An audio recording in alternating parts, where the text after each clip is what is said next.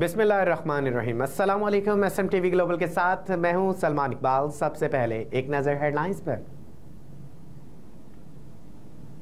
मुल्क में इंतखाबी अमल का आगाज। इलेक्शन कमीशन ने कागजात नामजदगी का इजरा शुरू कर दिया। इस्लामाबाद आम इंतखाबात 2024 के लिए इंतखाबी अमल का बाकायदा आगाज आज हो गया।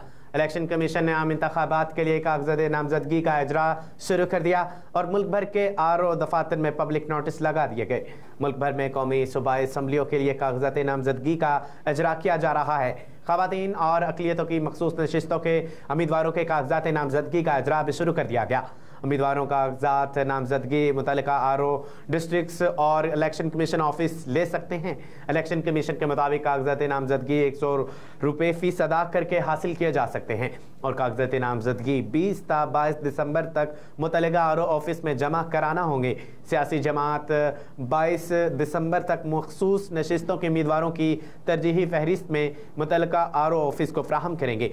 इलेक्शन कमीशन का कहना है कि कागजात नामजदगी की जांच पड़ताल 24 ता 30 दिसंबर तक होगी। एतराज़ात 3 जनवरी तक दायर किए जा सकेंगे, जबकि कागजात नामजदगी के खिलाफ अपीलें 10 जनवरी तक सुनी जाएंगी।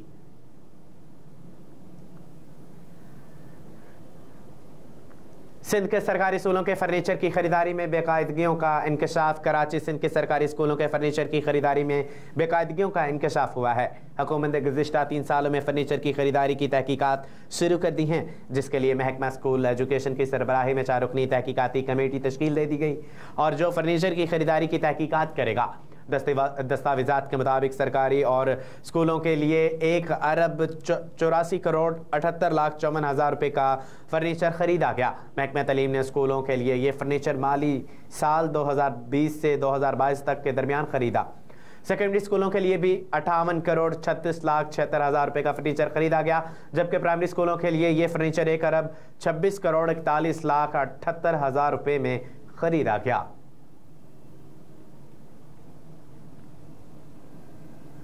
आर्मी चीफ की कमांडर US सेंट्रल कमांड से मुलाकात। Army chief general Asim Munir ने commander US central command general Michael Erik से मुलाकात की। पाक फौज के शोबा तल्लुकात आमा ISPR के मुताबिक army chief general Asim Munir और commander US central command general Mike Erik के दरमियान मुलाकात में बाहमी दिलचस्पी के अमूर पर तबादला ख्याल किया गया। ISPR के मुताबिक मुलाकात में खिते की सिक्योरिटी की सूरत हाल से मुतल्लिक बाहमी ताउन पर भी गुफ्तगू की गई। ISPR का बताना है कि आर्मी चीफ ने सेनेट का काम जॉइंट ऑपरेशन सेंटर का भी दौरा किया, जहां सेनेट का काम और पाक फौज के दरमियान दफाही तरबियत और राबता बढ़ाने का जायजा लिया गया।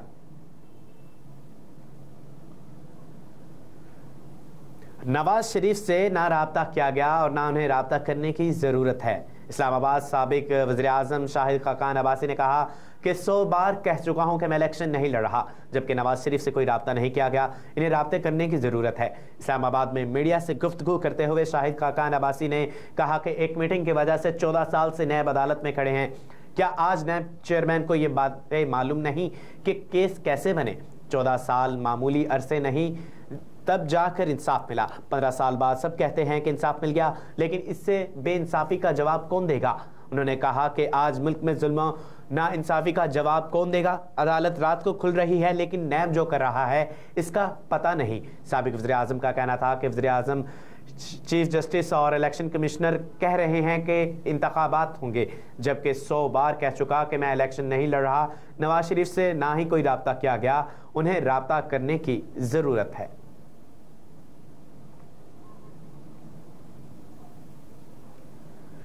हल्का बंदी चैलेंज करने की दरख्वास्त खारिज। किसको इलेक्शन ताख़ीर का शिकार बनाने की इजाज़त नहीं देगी। Supreme court. Islamabad supreme court ने बलोचिस्तान में हल्का बंदी चैलेंज करने की दरख्वास्त खारिज करते हुए कहा कि किसी को इलेक्शन ताख़ीर का शिकार बनाने की इजाज़त नहीं देगी। कायम मुकाम चीफ जस्टिस सरदार तारिक मसूद की सरबराही में 3 रुकनी बेंच ने बलोचिस्तान के हल्का PP के 12 में हल्का बंदी से मुतालिक नज़रसानी दरख्वास्त पर समाअत की, जिस दौरान कायम मुकाम चीफ जस्टिस ने दरख्वास्त गुजार से मुकालमा किया कि आम इंतखाबात की तारीख से मुल्क में थोड़ा सा इस्तेहकाम आया है। क्या आप मुल्क में इस्तेहकाम नहीं चाहते? आम इंतखाबात की तारीख आना कोई मामूली बात नहीं। इस पर वकील दरख्वास्त गुजार कमरुल फजल ने कहा कि इंतखाबी हल्का बंदी से मुतल्लिका गलत फैसला किया गया। इस पर जस्टिस मंसूर अली शाह ने कहा कि इलेक्शन प्रोग्राम जारी हो चुका है और अब कुछ नहीं हो सकता। इंफरादी दरख्वास्तों पर फैसला देने लग गए तो इलेक्शन का अमल मुतासिर होगा। ऐसी दरख्वास्तों पर आम इंतखाबात के लिए 8 फरवरी की तारीख डिस्टर्ब नहीं करेंगे।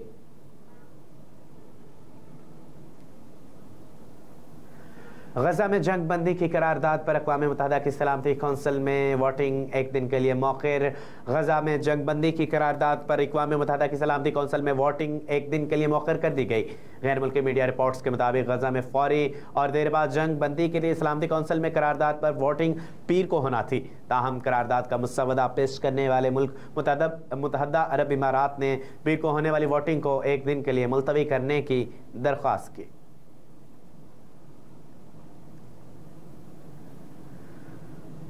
अफगान हुकूमत की मौलाना फजलुर रहमान को अफगानिस्तान के दौरे की दावत। अफगान हुकूमत ने जमीयत उलमा इस्लाम के सरबराह मौलाना फजलुर रहमान को अफगानिस्तान के दौरे की सरकारी दावत दी है।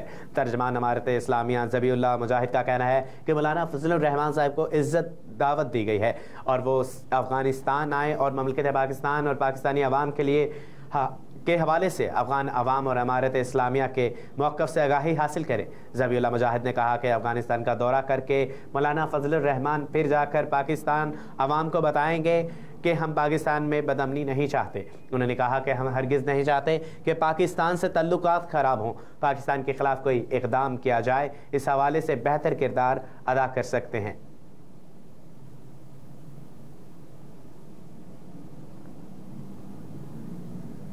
चीन में 6.1 शिद्दत के ज़लज़ले से 111 अफराद हलाक, 200 से ज़ायद ज़ख्मी। चीन में तबाहकुन ज़लज़ले से हलाक अफराद की तादाद 111 हो गई। तबाही किनाहाई और गंसू चीन के 2 शुमाली मगरबी सूबों को कई ज़लज़ले से कम 111 और 200 से ज़ायद ज़ख्मी हुए। अमवात की तादाद में इजाफे का खदशा है। सरकारी खबर एजेंसी की रिपोर्ट के मुताबिक मंगल को चीन के सरहदी कस्बे में आने वाला ज़लज़ला गंसू के सूबे के नतीजे में कम से कम 100 अफराद हलाक हुए, जबकि दीगर में किन्हाई में भी मौत की तादाद 101 बताई जा रही है। यूरोपीय मेडिटेरेनियन और सेमोसोलॉजिकल सेंट्रल के मुताबिक ज़लज़ले की शिद्दत 6.1 थी। इसकी गहराई 35 किलोमीटर थी, जबकि ज़लज़ले की शिद्दत से 102 किलोमीटर जनूब के चीन के शहर में देखी गई।